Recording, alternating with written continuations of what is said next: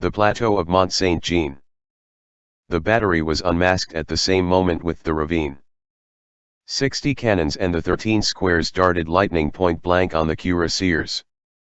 The intrepid General Delort made the military salute to the English battery. The whole of the flying artillery of the English had re-entered the squares at a gallop.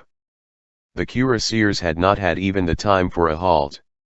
The disaster of the hollow road had decimated, but not discouraged them. They belonged to that class of men who, when diminished in number, increase in courage. Wathier's column alone had suffered in the disaster. Delort's column, which Ney had deflected to the left, as though he had a presentiment of an ambush, had arrived whole. The cuirassiers hurled themselves on the English squares. At full speed, with bridles loose, swords in their teeth, pistols in fist, such was the attack. There are moments in battles in which the soul hardens the man until the soldier is changed into a statue, and when all this flesh turns into granite. The English battalions, desperately assaulted, did not stir. Then it was terrible. All the faces of the English squares were attacked at once. A frenzied whirl enveloped them. That cold infantry remained impassive. The first rank knelt and received the cuirassiers on their bayonets, the second ranks shot them down. Behind the second rank the cannoneers charged their guns, the front of the square parted, permitted the passage of an eruption of grape shot, and closed again. The cuirassiers replied by crushing them. Their great horses reared, strode across the ranks, leaped over the bayonets and fell, gigantic, in the midst of these four living wells. The cannonballs ploughed furrows in these cuirassiers. The cuirassiers made breaches in the squares. Files of men disappeared, ground to dust under the horses. The bayonets plunged into the bellies of these centaurs. Hence a hideousness of wounds which has probably never been seen anywhere else. The squares, wasted by this mad cavalry, closed up their ranks without flinching. Inexhaustible in the matter of grape shot, they created explosions in their assailants' midst. The form of this combat was monstrous. These squares were no longer battalions, they were craters. Those cuirassiers were no longer cavalry, they were a tempest. Each square was a volcano attacked by a cloud. Lava contended with lightning.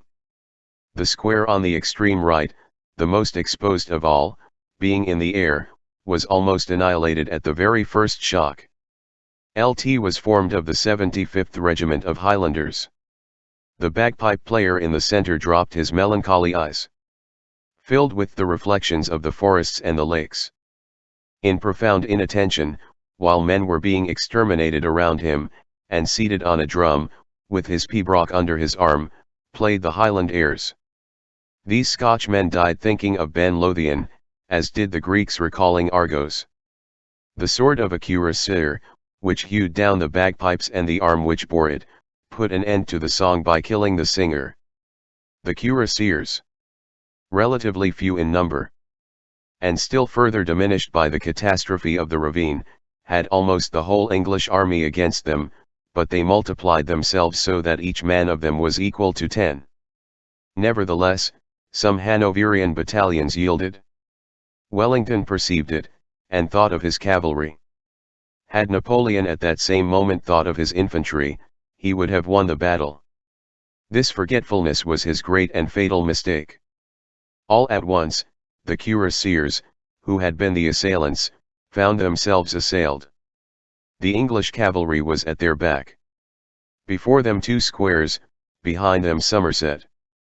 Somerset meant 1,400 dragoons of the guard. On the right, Somerset had Dornberg with the German light horse, and on his left, Trippe with the Belgian carabiners. The cuirassiers attacked on the flank and in front, before and in the rear, by infantry and cavalry, had to face all sides. What mattered it to them? They were a whirlwind. Their valor was something indescribable. In addition to this, they had behind them the battery, which was still thundering. It was necessary that it should be so, or they could never have been wounded in the back. One of their cuirasses, pierced on the shoulder by a ball from a Biscayan 9 is in the collection of the Waterloo Museum. For such Frenchmen nothing less than such Englishmen was needed. It was no longer a hand-to-hand conflict. It was a shadow, a fury, a dizzy transport of souls and courage, a hurricane of lightning swords. In an instant the 1,400 dragoon guards numbered only 800. Fuller, their lieutenant colonel, fell dead. Ney rushed up with the lancers and Lefebvre Desnouts's light horse. The plateau of MONT-SAINT-JEAN was captured, recaptured, captured again. The cuirassiers quitted the cavalry to return to the infantry. Or, to put it more exactly, the whole of that formidable rout collared each other without releasing the other. The squares still held firm. There were a dozen assaults. Ney had 4 horses killed under him. Half the cuirassiers remained on the plateau. This conflict lasted 2 hours. The English army was profoundly shaken. There is no doubt that, had they not been enfeebled in their first shock by the disaster of the Hollow Road, the cuirassiers would have overwhelmed the centre and decided the victory. This extraordinary cavalry petrified Clinton, who had seen Talavera and Badajoz. Wellington, 3/4 vanquished, admired heroically. He said in an undertone, "Sublime." The cuirassiers annihilated 7 squares out of 13. Took or spiked 60 pieces of ordnance. And captured from the English regiments 6 flags, which 3 cuirassiers and 3 chasseurs of the guard bore to the Emperor, in front of the farm of La Belle Alliance. Wellington's situation had grown worse. This strange battle was like a duel between 2 raging, wounded men, each of whom, still fighting and still resisting, is expending all his blood. Which of the 2 will be the first to fall? The conflict on the plateau continued. What had become of the cuirassiers? No one could have told. One thing is certain.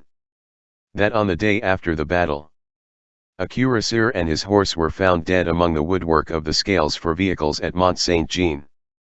At the very point where the 4 roads from Nivelles, Dnop, La Hulpe, and Brussels meet and intersect each other. This horseman had pierced the English lines. One of the men who picked up the body still lives at MONT-SAINT-JEAN. His name is Dehuz.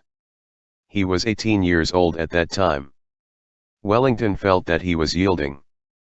The crisis was at hand. The cuirassiers had not succeeded, since the centre was not broken through.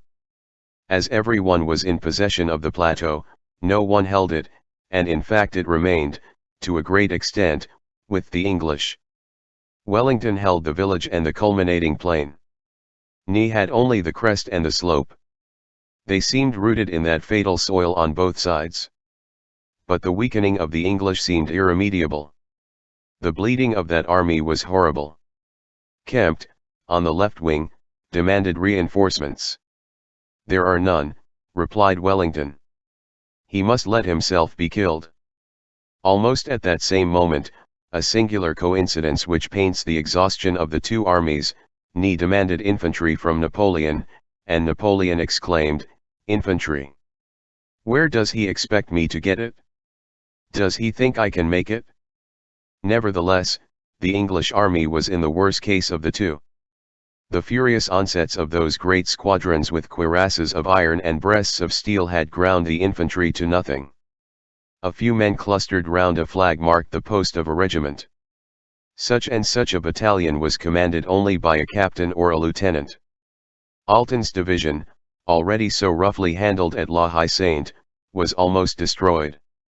The intrepid Belgians of Van Kluze's brigade strewed the rye-fields all along the Nivelles road. Hardly anything was left of those Dutch grenadiers, who, intermingled with Spaniards in our ranks in 1811, fought against Wellington. And who, in 1815, rallied to the English standard, fought against Napoleon. The loss in officers was considerable. Lord Uxbridge, who had his leg buried on the following day, had his knee shattered. If, on the French side, in that tussle of the cuirassiers, Delort, El Héritier, Colbert, Dnop, Travers, and Blancard were disabled, On the side of the English there was Alten wounded, Barne wounded, Delancey killed, Van Meeren killed, Ompteda killed, the whole of Wellington's staff decimated, and England had the worse of it in that bloody scale. The 2nd Regiment of Foot Guards had lost 5 lieutenant colonels, 4 captains, and 3 ensigns. The 1st Battalion of the 30th Infantry had lost 24 officers and 1,200 soldiers. The 79th Highlanders had lost 24 officers wounded, 18 officers killed, 450 soldiers killed. The Hanoverian Hussars of Cumberland, a whole regiment, with Colonel Haie at its head, who was destined to be tried later on and cashiered, had turned bridle in the presence of the fray, and had fled to the forest of Soignes, sowing defeat all the way to Brussels. The transports, ammunition wagons, the baggage wagons, the wagons filled with wounded, on perceiving that the French were gaining ground and approaching the forest, rushed headlong thither. The Dutch, mowed down by the French cavalry, cried, "Alarm!" from Vertkouke to Grenendale. For a distance of nearly 2 leagues in the direction of Brussels, according to the testimony of eyewitnesses who are still alive, the roads were encumbered with fugitives. This panic was such that it attacked the Prince de Conde at Mechlin, and Louis XVIII.